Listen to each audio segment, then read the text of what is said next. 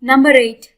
Discrimination. Sometimes even the so-called learned scholars lose confidence when they fail to discriminate between real and the unreal, the right and the wrong, the vice and the virtue, due to lack of discrimination. Knowledge alone can make us free from all types of fear. Fear is the greatest enemy of man. People tell lies when they are afraid of punishment. A little sickness makes them depressed due to fear of death. They try to run away from the problems of life when they are afraid of failure. Arjuna, a great warrior, the hero of Mahabharata war, went to the battlefield with the intention to fight. But at the crucial moment, he was overpowered by grief and fear and lost confidence, sat down, throwing away his bow, depressed and despondent, and refused to fight. Though he was a man of knowledge, got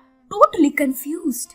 Sri Krishna restored that knowledge again and made it clear that the soul is immortal and eternal, whereas the body is mortal and ephemeral. There is no birth or death for the soul. Therefore, there was no need for him to be despondent. Ignorance of his real nature was the cause of his depression. When Sri Krishna dispelled it in a trice by granting him self-confidence, he got back his lost confidence and became victorious. The earth is enjoyed by heroes. This is the unfailing truth. Be a hero. Always say, I have no fear.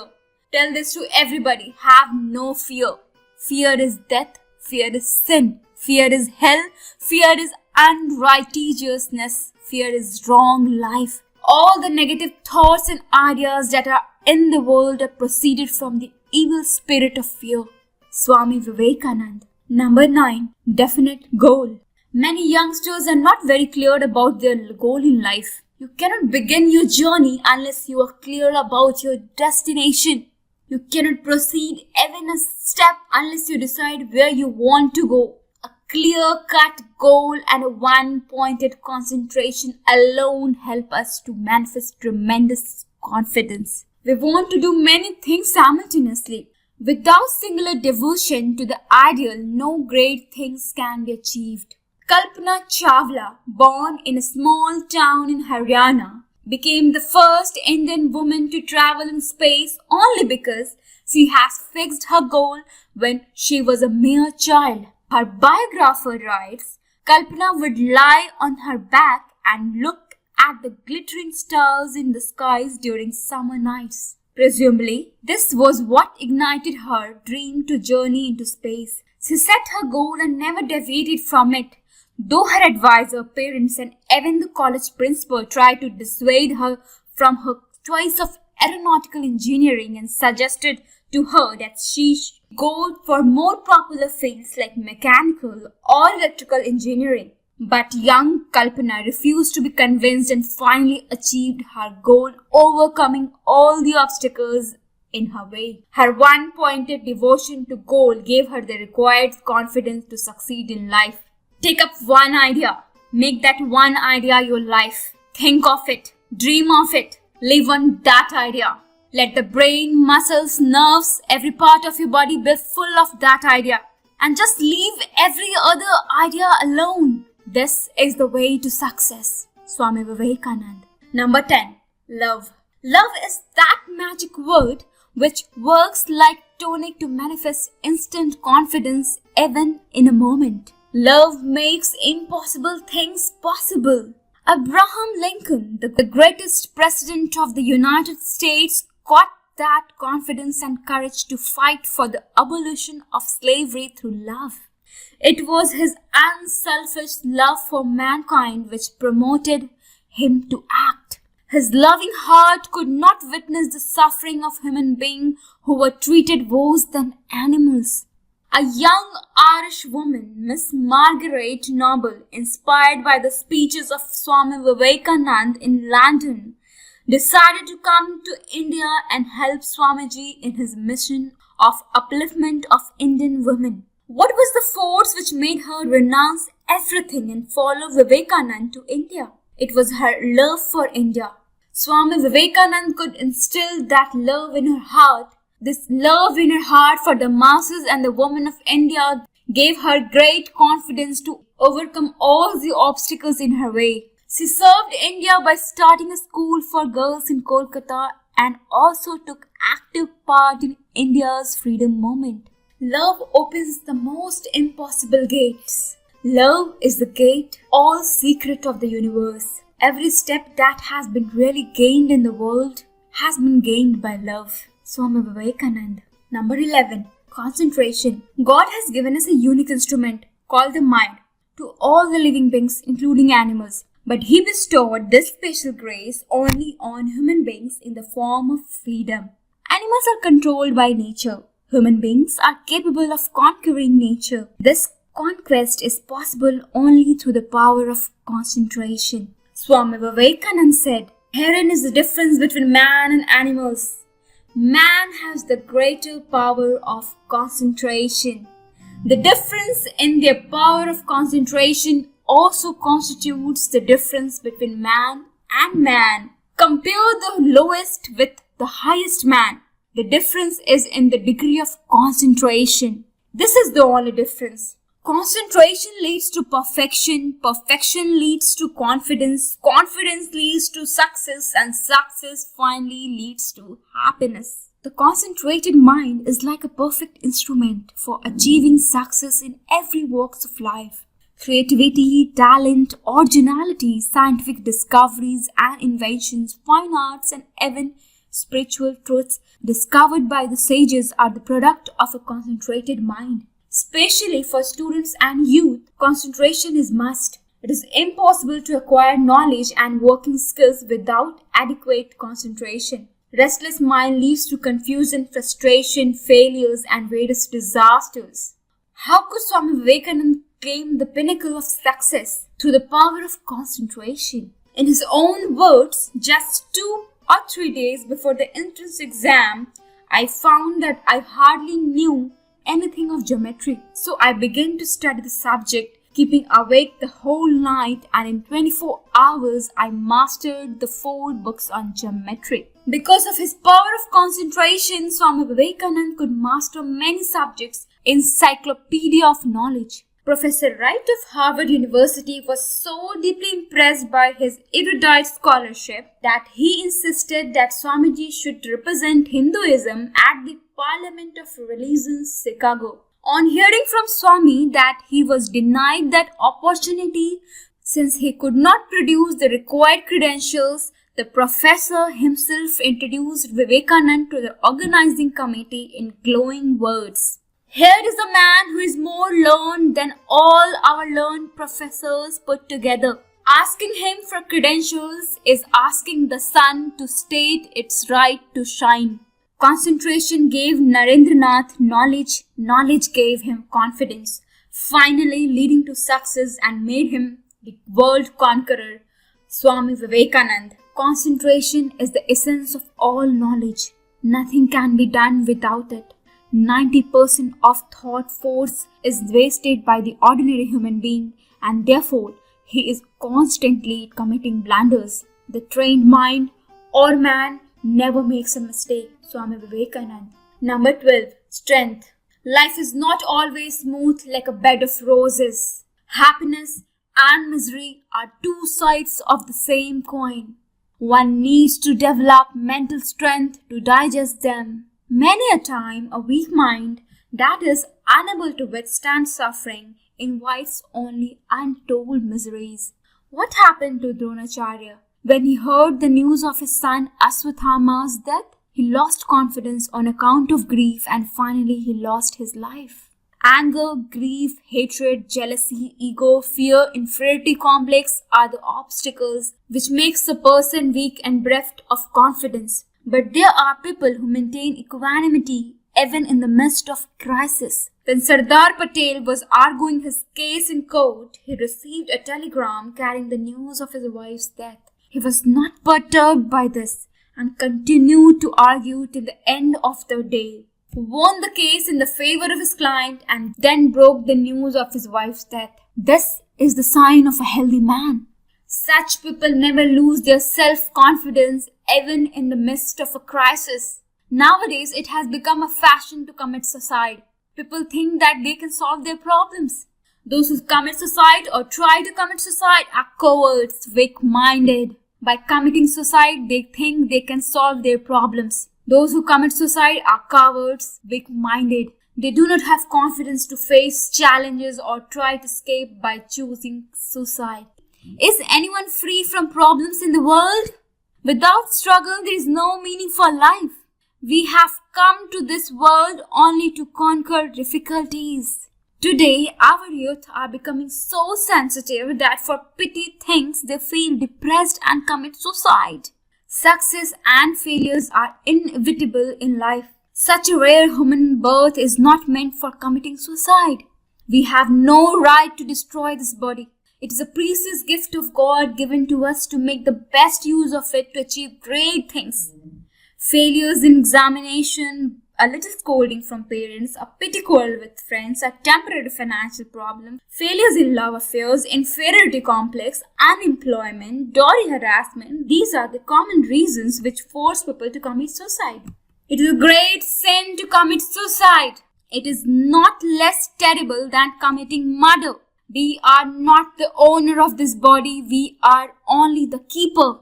Therefore, we have no right to destroy it. For every problem, there is a solution. We need only a little patience and confidence. Let us develop mental strength and courage to face problems of life. They will disappear in no time. All the powers in the universe are already ours. It is we who have put our hands before our eyes and cried that it is dark. Know that there is no darkness around us. Take the hands away and there is light which was from the beginning. Darkness never existed, weakness never existed. We who are first cried that we are impure. Thus Vedanta not only insists that ideal is practical, that this reality is our own nature. Everything else that you see is false, untrue. As soon as you say, I'm a little mortal being, you are saying something which is not true. You are saying the lie to yourself. You are hypnotizing yourself into something vile and weak and wrenched. Swami Vivekananda. Shraddha or self-confidence. In the words of Swami Vivekananda, those of you who have studied that most beautiful of all Upanishads, the Katha, will remember how the king was going to make a great sacrifice, and instead of giving away things that were of any worth, he was giving away cows and horses that were not of any use. And the book says that at that time Shraddha entered into the heart of his son Nachiketa. I would not translate this word Shraddha to you. It would be a mistake. It is a wonderful word to understand, and much depends on it. We will see how it works, for immediately we find Nachiketa telling himself, I'm superior to many, I'm inferior to a few, but now where I'm the last, I can also do something. And this boldness increased, and the boy wanted to solve the problems which was in his mind, the problem of death. The solution could only be got by going to the house of death, and the boy went. There he was, brave Nachiketa, waiting at the house of death for 3 days. And you know how he obtained what he desired? What he wanted is this Shraddha. Unfortunately, it has nearly vanished from India, and this is why we are in our present state. What makes the difference between one man and another is the difference in this Shraddha and nothing else. What makes one man great and another weak is low is this Shraddha. Our master used to say, he who thinks himself weak will become weak. This is true. This Shraddha must enter into you. Whatever material power you see manifested by Western races is the outcome of their Shraddha. Because they believe in their muscles, and if you believe in your spirit, how much more will it work? Believe in that infinite soul, the infinite power. With consensus of opinion, your books, sages preach that Atman which nothing can destroy, in it is infinite power only waiting to be called out. For there is the great difference between all others philosophies and the Indian philosophy itself. Whether dualistic, qualified, or monastic, they all firmly believe that everything is in the soul itself.